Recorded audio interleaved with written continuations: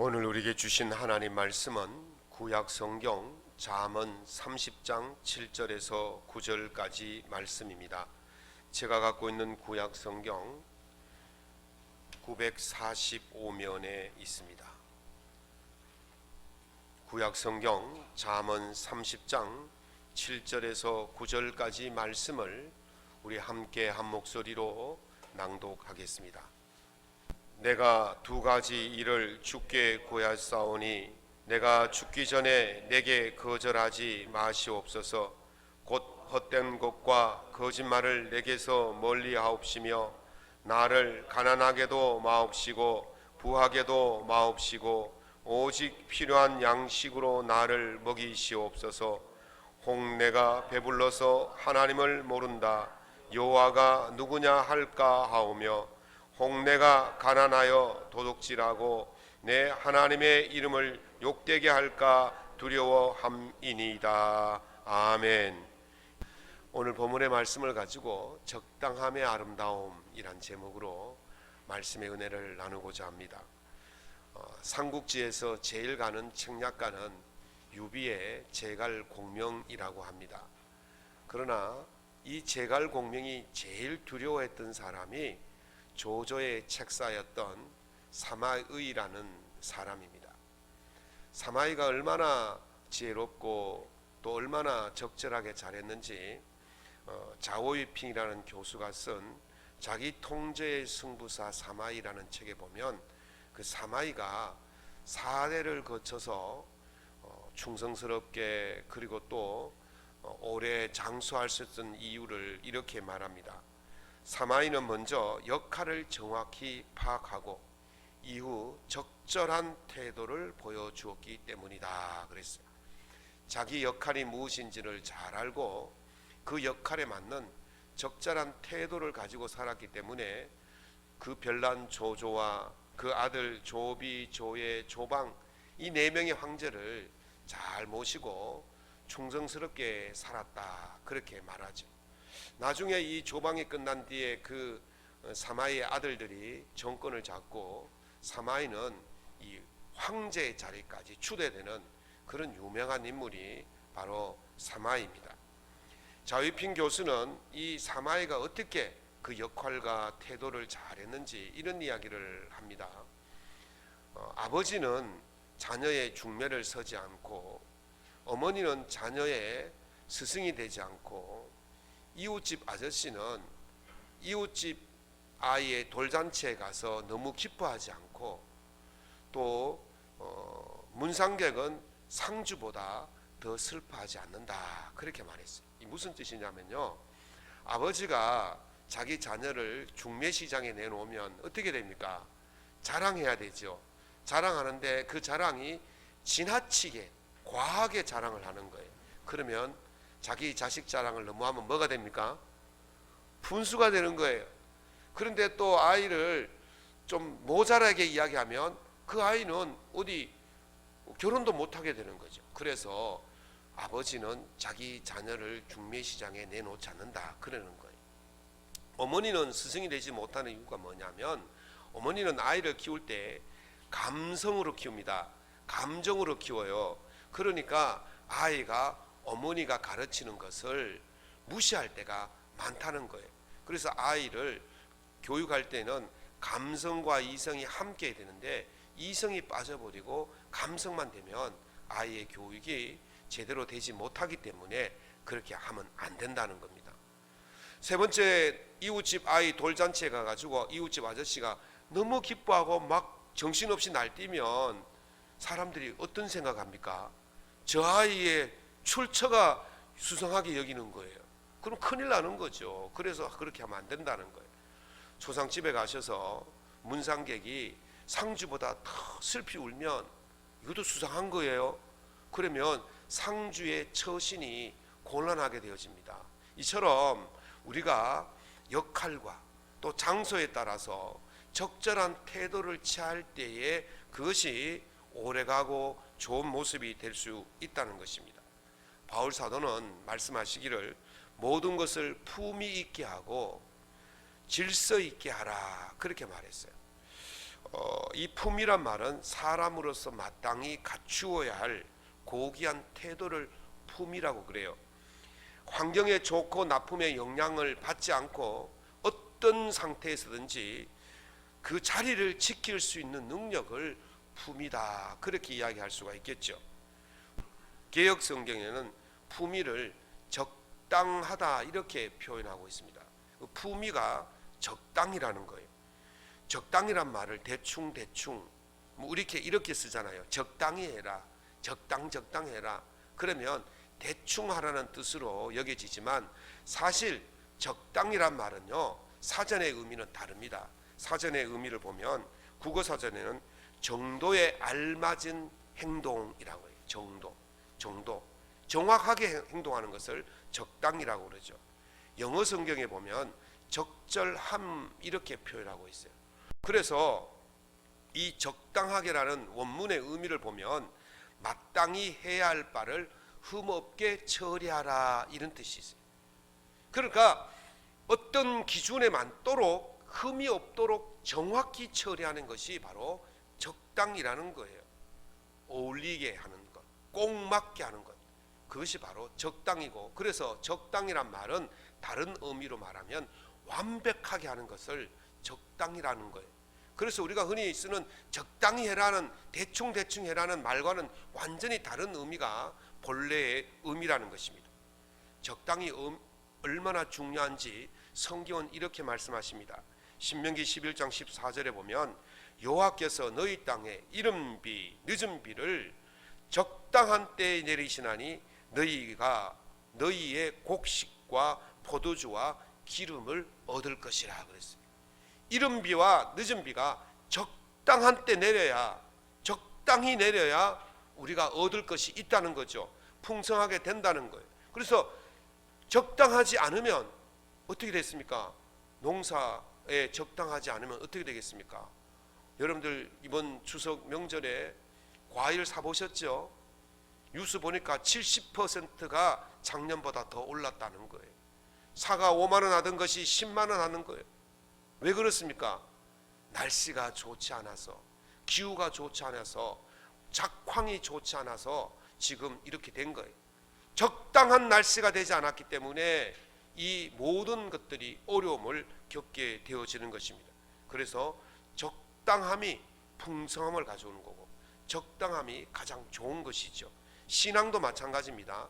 신앙도 적당해야만이 그 사람이 온전하고도 은혜로운 삶을 살게 될 줄로 믿습니다.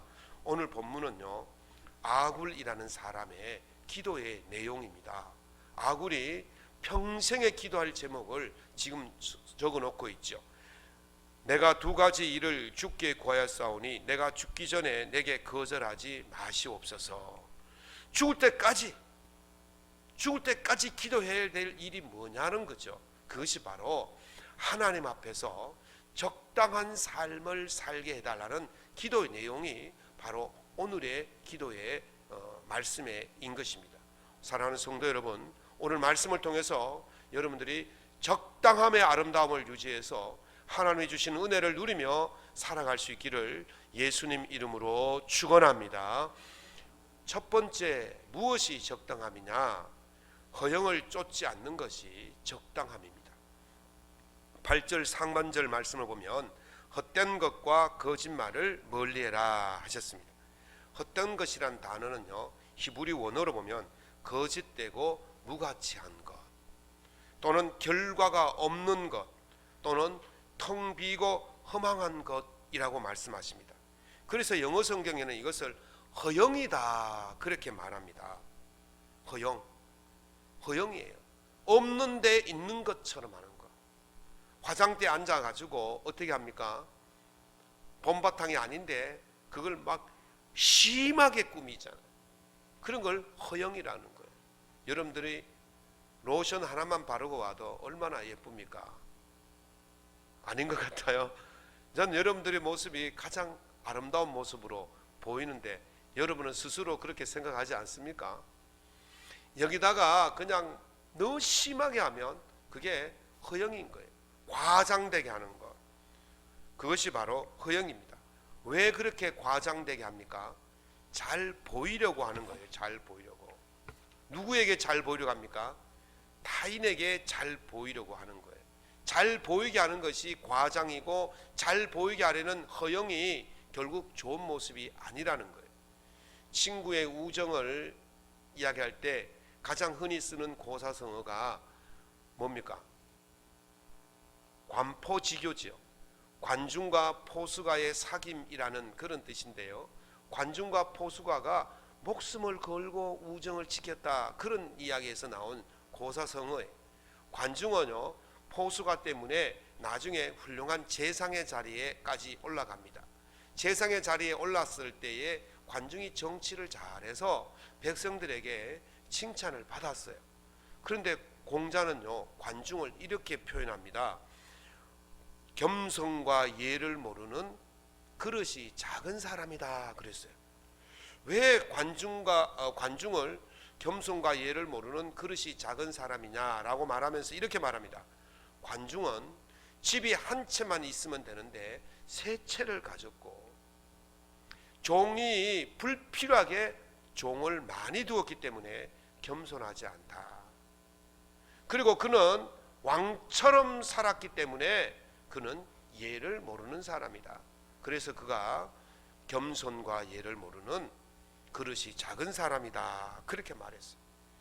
관중이 겸손과 예가 없었기 때문에 그 사람이 바로 그릇이 작은 사람이다 라고 말하는데, 그것은 뭡니까?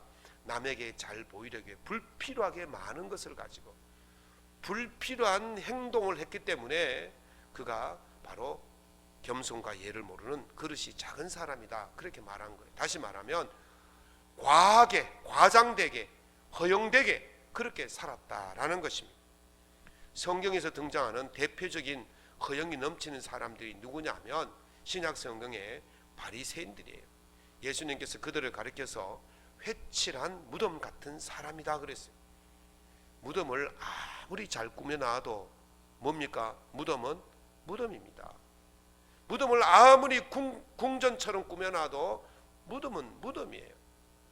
혹시 베트남 가보신 분들은 가보면 그 왕족의 무덤을 얼마나 금칠을 해서 잘 만들어 놓은지 모릅니다. 그 사람들 관광도 가고 말이죠. 이집트 가면 피라미드 보시죠. 우리나라의 왕릉들 얼마나 크게 해놓았습니까? 그래도 무덤은 무덤입니다. 그 속에는 썩은 것과 죽은 것밖에 없는 거예요. 지금 예수님께서 바리새인들에게 하실 말씀이 회칠한 무덤 같다. 너희들이 아무리 겉모습을 그렇게 잘 꾸며놓아도 소용없다. 왜? 너희들이 속은 이미 썩고 죽은 것밖에 없다. 그러나 사람들에게 잘 보이려고 회칠해 놓아봐야 아무 의미로 없다는 거예요. 그래서 우리에게 말씀하시기를 이와 같이 너희도 겉으로는 사람에게 옳게 보이되 안으로는 외식과 불법이 가득하도다. 외식과 불법을 감추려고 겉을 화려하게 그렇게 꾸미고 산다는 것입니다. 왜 그렇게 꾸미겠습니까? 누가복음 18장 9절에 보면 자기를 의롭다고 믿고 다른 사람들을 멸시하기 위함이다 그랬어요. 자기 의를 드러내려고 그랬다는 거예요. 자기 의를 드러내고, 그리고 내가 잘났다는 것을 보여주면서 다른 사람들을 멸시하기 위해서 그렇게 했다는 거예요. 누가복음에 보면 바리새인과 세리가 성전에 올라가서 기도하는 장면이 나옵니다. 바리새인들은 손을 높이 들고 하늘을 쳐다보면서 사람들이 다 드러난 소리로 하나님, 나는 저 세리와 같지 아니하고 일회에 2번씩 금식 기도하고 11조를 드리나이다. 얼마나 대단합니까? 여러분, 일주일에 2번씩 금식 기도하십니까? 대단한 거예요. 금식 기도하지 않고 매일매일 기도해도 대단한 건데 거기다 금식까지 하면 얼마나 믿음이 좋습니까? 11조 하는 것 정말 귀한 믿음의 생활이에요. 얼마나 귀한지 모릅니다. 그런데 그것을 가지고 남을 정죄하고 판단하고 멸시하기 위해 사용하는 것. 다시 말하면 믿음의 생활을 남과 비교하면서 믿음의 생활을 다른 사람보다 내가 더 낫다는 것을 보여주기 위해서 하는 그 모습이 예수님은 아니라는 거예요. 그래서 가슴을 치면서 하늘을 쳐다보지 못하고 나는 죄인입니다 라고 기도했던 그 세리의 모습을 보시고 그가 하나님께 의롭다 인정받고 내려갔다, 그렇게 예수님이 말씀하시지 않습니까? 나를 드러내기 위해서 하는 신앙생활 옳은 모습이 아니에요. 결코 그 모습은 하나님이 인정하지 않는 것입니다. 여러분들 하시는 그 신앙의 아름다운 모습을 남을 평가하기 위해서, 남을 멸시하기 위해서, 남과 비교하기 위해서가 아니라 온전히 하나님 앞에서 모습을 드러내기 위해서 할 수 있기를 예수 이름으로 축원합니다. 그래서 전도서 기자는 말씀하시기를 지나치게 의인이 되지 말며 지나치게 지혜자도 되지 말라. 어찌하여 스스로 패망하려느냐 그랬어요. 우리가 누구에게 드러내려고 억지로 그렇게 하지 말라는 겁니다. 여러분에게 간곡히 부탁합니다. 사람의 눈 의식해서 사람에게 잘 보이려고 신앙생활 하지 않기를 원합니다. 바울 사도는 말하기를 사람에게 기쁨을 구하는 것이었다면 내가 그리스도의 종이 아니니라 그랬어요. 사람에게 기쁨을 구하려고 하지 마십시오. 하나님께 기쁨을 구하기를 바랍니다. 하나님께서 나를 어떻게 생각하시느냐를 보시고 신앙생활해야 돼요. 사람에게 나의 의를 증명하려고 신앙생활하지 마십시오. 하나님께서 인정하시는 그 신앙생활을 할 수 있기를 원합니다.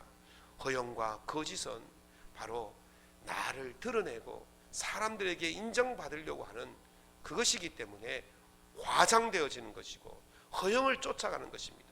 그러나 하나님을 따르려고 하나님께 인정받으려고 하는 그 신앙생활이 가장 적당한 신앙생활이고 그 신앙생활이 하나님께 아름답게 비춰지고 그런 신앙생활하는 자들에게 하나님께서 때마다 일마다 은혜를 내려주실 줄로 믿습니다. 두 번째는 필요한 만큼만 구하는 것이 적당함입니다. 본문 8절 하반절을 보십시오.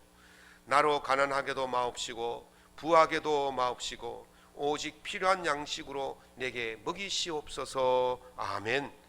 필요한 양식이란 말은요, 성경 번역본마다 조금씩 다르는데 어떤 성경 번역본은 매일 필요한 양식이라고 말합니다. 예수님께서 주기도문에서 너희들은 이렇게 기도하라 하면서 어떻게 했습니까? 일용할 양식을 주옵시고 그랬어요. 매일매일 양식을 달라는 거예요. 여러분, 매일매일 양식이 있는 게요, 복입니다. 매일매일 먹을 게 있다는 것이 얼마나 큰 복인데요. 그리고 어떤 번역본에 보면 먹고 살 만큼의 양식이라는 거예요. 먹고 살 만큼의 양식이에요. 많지도 말고 모자라지도 말고 오늘 먹고 살 만큼의 양식이 있기를 원한다는 거예요. 사람들이 필요한 만큼만 달라고 기도해야 되지, 필요한 만큼의 이상이 되면 그 다음부터 문제가 오는 거예요. 과학자들은 인류의 기원을 시작부터 지금까지 인류에는 세 번의 대혁명이 있었다고 그래요. 그 첫 번째 혁명이 인지혁명입니다. 의사소통이 되는 거예요. 그 전까지는 말이 안 통했는데 이제는 말이 통하게 된 거예요. 말을 할 수 있게 되었다는 거예요. 여러분, 말이 얼마나 중요한지 모릅니다. 말로서 정보를 전달해요. 그러면 그 정보를 들은 사람이 더 좋은 것을 만들어내고 더 좋은 것을 가질 수 있게 되어지는 겁니다. 제가 말을 아들에게 잘 해주면 아들이 그 정보를 가지고 잘 살 수 있게 되어지는 거예요. 수렵 채취 시대에 짐승이 어느 골짜기에 많다, 과일이 어느 골짜기에 많다, 이걸 가르쳐 주는 것은요, 대단한 정보입니다. 말로서 그렇기 때문에 수렵 채취 기간에 먹고 사는 문제가 해결되었다는 거예요. 두 번째는 농업혁명입니다. 농업혁명을 하면서 생산량이 증대되잖아요. 이쪽 골짜기 갔다가 저쪽 들판으로 갔다가 이쪽 강가를 갔다 이동하지 않아도 한 자리에 정착하면서 거기서 먹을거리가 풍성하게 만들어낼 수 있는 것, 대단한 혁명이 아닐 수가 없습니다. 세 번째가 산업혁명입니다. 기계를 통해서 대량 생산이 가능해졌잖아요. 그래서 1차 산업, 2차 산업, 3차 산업, 지금이 4차 산업 시대고 이제 5차 산업시대가 눈앞에 다가와 있는 그런 시대입니다. 그런데 유발 하랄이라는 사람이 쓴 사피엔스라는 책에 보면 이 농업혁명이 사기 중에 인류의 최대 사기라는 거예요. 왜 그러냐면 농업혁명이 이루어지면서 생산량은 늘어났지만 문제는 뭐냐면 노동의 시간도 급격히 늘어났다는 거예요. 두 번째는 먹을 것은 풍부했지만 걱정은 더 많이 생겼다는 거예요. 수렵 채취 기간에는 오늘 먹을 것만 걱정하면 돼요. 오늘 여기서 과일 따먹고 없으면 내일 저쪽 골짜기로 가면 되는 거예요. 그래서 내일 걱정을 안 해요. 오늘 먹을 것만 있으면 문제가 없었어요. 노동시간도 하루에 2-3시간만 일하면 되는 거예요. 그런데 농업이 생기면서 어떻게 됐습니까? 시간이 아침 해가 뜰 때부터 저녁 해질 때까지, 안 보일 때까지, 농촌 가보시면 일을 그렇게 합니다. 정말 해가 져서 손이 안 보일 때까지 일을 하는 거예요. 노동시간이 4배, 5배가 늘어난 거예요. 그리고 그렇게 많은 저장을 해놓은 식량을 보고도 어떤 걱정을 하십니까? 내연 걱정을 하는 거예요. 내연의 걱정을 하는 거예요. 이렇게, 그래서 이것이 사기다 그렇게 말하는 거예요. 필요 이상으로 많이 생기면 계급이 생기게 되어지고, 필요 이상으로 많이 생기게 되면 빈부의 격차가 생기게 되어지고, 필요 이상으로 많이 생기게 되면 전쟁이 일어나게 되는 거예요. 그래서 이것이 사기다라고 말하는 것입니다. 하나님은 우리에게 필요한 만큼만 주실 줄로 믿습니다. 출애굽한 이스라엘 백성들이 광야에 있을 때에 하나님께서 이스라엘 백성들에게 아침에 만나로 저녁에 메추라기로 매일매일 공급해 주셨어요. 그러시면서 하신 말씀이 각 사람이 먹을 만큼만 거두라 그랬어요. 그런데 어떤 사람들은 그 말을 믿지 않고 더 많이 거두는 거예요. 그래서 거둔 것을 다 되어 보니까 많이 거둔 자도 남음이 없고 모자라게 거둔 자도 모자람이 없다 그랬어요. 1인당 한 오멜씩 거두라 그랬으니까 되어 보니까, 대박에 되어 보니까 많이 거둔 자도 한 오멜이고 적게 거둔 자도 한 오멜이라는 거예요. 그러시면서 말씀하시기를 이것을 내일 아침까지 남겨두지 말라 그랬어요. 그런데 사람들은요, 더 많이 거두고 또 내일 어떻게 될지 모르니까 또 남겨두고 그랬는데 아침에 일어나니까 다 썩어서 냄새나서 먹지 못했다 그랬어요. 왜 그렇습니까? 사람들이 왜 하나님께서 오늘 먹을 만큼만 거두고 남겨두지 말라는데 더 많이 거두고 왜 남겨둡니까? 첫째는 탐욕이에요. 욕심이에요. 두 번째는요, 의심이에요. 하나님이 내일 아침에도 주실지 안 주실지에 대한 의심을 가지는 거예요. 그러니까 더 많이 거둬야 되고 못 믿으니까 남겨둬야 되는 것입니다. 이것이 바로 인생이라는 거예요.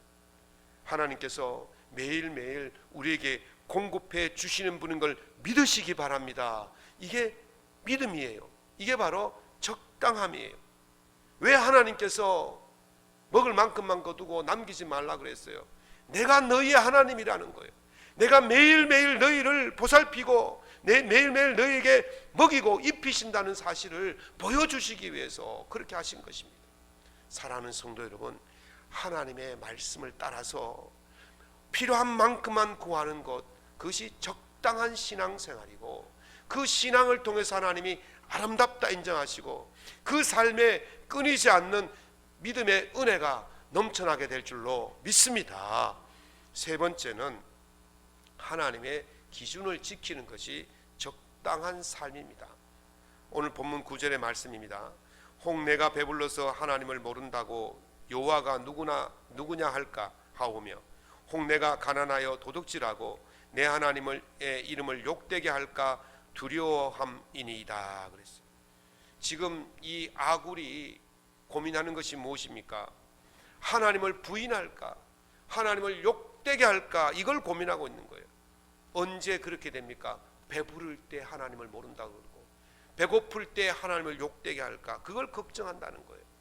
지금 잠언 기자가 고민하는 것은 배부르고 배고픔이 아니에요. 내가 하나님을 욕되게 할까 욕되게 하지 않을까, 그걸 고민하고 있었다는 거예요. 하나님 마음에 들 것인가 말 것인가, 하나님 기준에 들 것인가 말 것인가, 그것이 이 아굴에 쓴 아굴의 고민이었다는 거예요. 어느 대장장이가 먼 길을 떠나면서 제자 대장장이에게 말 발굽 편자를 하나 건네면서 이거와 똑같은 편자를 100개 만들어 놓아라 그랬어요.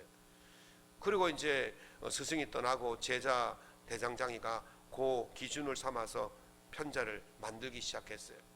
그리고 대장장이가 돌아와서 보니까 편자가 100개를 만들었는데 제각각인 거예요.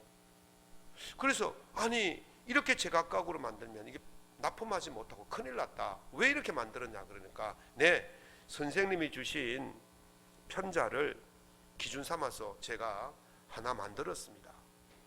그 다음에 어떻게 했습니까? 요건 내버려두고 자기가 만든 편자를 기준 삼아서 세 번째 거 만들고, 두 번째 거 내버려두고 세 번째 거 기준 삼아서 네 번째 거 만들고, 네 번째 거는 다섯 번째의 기준이 되고, 다섯 번째는 여섯 번째 기준. 이렇게 하니까 나중에 편자가 어떻게 되겠습니까? 다 각기가 되는 거예요. 다 다른 거예요. 첫 번째 스승의 것을 기준 삼지 않으면 그렇게 각각의 각기의 다른 편자를 만들 수밖에 없다는 것입니다. 우리가 고민해야 될 것이 바로 이것입니다. 많이 만들고 적게 만드는 것이 아니라 기준을 정확히 지키느냐 그렇지 않느냐가 중요한 것입니다. 하나님의 기준선을 넘느냐 넘지 않느냐 그것이 중요한 것입니다. 예수님께서 승천하시면서 제자들에게 명령하신 것이 무엇입니까? 내가 너희에게 분부한 모든 것을 가르쳐 지키게 하랬어요. 제자들이 너희들이 잘 배우고 너희들이 생각과 너희들이 이해한 것을 가르쳐라는 게 아니었어요. 예수님이 분부한 것을, 예수님이 가르친 것을 너희들이 가르쳐 지키게 하라고 말씀하신 것입니다. 예수님의 가르침이 무엇입니까? 복음입니다. 예수님의 가르침이 무엇입니까? 하나님의 말씀입니다. 하나님의 말씀을 기준 삼아서 배우고 익히고 따라가야 된다는 거예요. 하나님의 말씀은 우리 인생의 표준인 줄로 믿으시기 바랍니다. 여러분의 길인 줄로 믿으시기 바랍니다. 하나님의 말씀이 여러분의 인생을 제대로 된 길을, 진리의 길로 갈 수 있는 그 말씀인 줄로 믿고 그 말씀을 기준 삼아서 가는 겁니다. 그래서 하나님의 말씀에 꼭 맞는 생활, 이것이 바로 적당한 생활이라는 거예요. 그렇게 할 때에 아름다운 거예요. 여러분들, 아름답다는 것이 무엇입니까? 꼭 맞다는 것이에요. 거기에 맞다는 것이 아름다운 거예요. 과유불급이라고 그랬지 않습니까? 지나치면요 모자란 것과 똑같은 거예요. 지나치면요 아무리 화려하게 꾸며도 아름답지 않은 거예요. 추한 거예요. 제자들이 예수님께서 가르쳐 주신 그 기준을 가지고 살아가고 그 기준을 가르칠 때에 예수님께서 뭘 하셨습니까? 내가 세상 끝날까지 너희와 항상 함께 하리라. 아멘. 사랑하는 성도 여러분, 하나님의 말씀을 우리의 기준 삼아서 그 말씀을 붙들고 살아갈 때에 하나님께서 여러분과 끝까지 함께 하실 줄로 믿습니다. 올 한 해 적당한 생활, 말씀에 꼭 맞는 적당한 생활을 통해서 하나님 보시기에 아름다운 삶이 되어서 하나님이 주신 은혜를 날마다 누리며 살아갈 수 있기를 예수님 이름으로 축원합니다. 말씀을 맺겠습니다. 공자의 제자 중에 염구라는 화술이 좋고 정치를 잘하는 제자가 있었어요. 이 사람이 공자에게 배운 대로 정치를 하지 않고 참 아주 세속적인 말로 아주 얌체스럽게 얍삽하게 정치를 하는 거예요. 그래서 공자가 너 왜 내 가르친 대로 하지 않느냐 그랬더니 이렇게 말합니다. 제가 선생님의 도를 즐겨하지 않는 것은 아니지만 선생님의 도를 지키기에는 힘이 부족합니다 그랬어요. 그랬더니 공자가 말하기를 능력이 부족한 사람은, 힘이 부족한 사람은 해보는 데까지 해본다.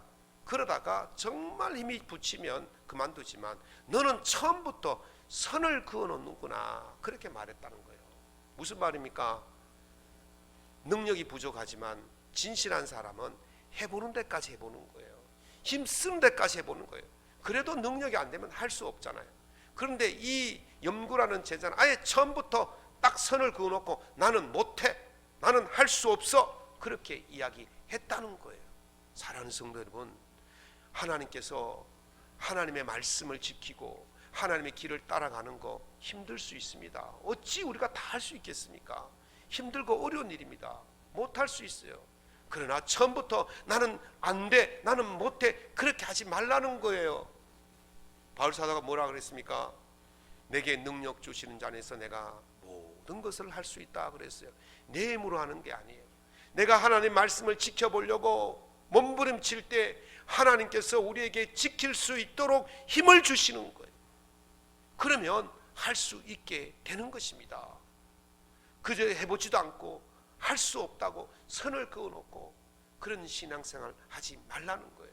오늘 한 해 살아가실 때에 여러분 부족해도 힘이 없어도 능력이 없어도 하나님 주신 말씀이 내가 그 기준에 맞도록 살아보겠습니다. 내가 허영 부리지 않겠습니다. 내가 욕심 부리지 않겠습니다. 주신 말씀 따라 살아서 하나님께서 네 인생이 적당하구나 그런 인정을 받고 하나님이 주시는 은혜를 매일의 은혜를 누리며 살게 해 주십시오. 그렇게 기도하시면서 살아가셔서 하나님이 주시는 은혜를 매일처럼 누리는 저와 여러분 될 수 있기를 예수님 이름으로 축원합니다.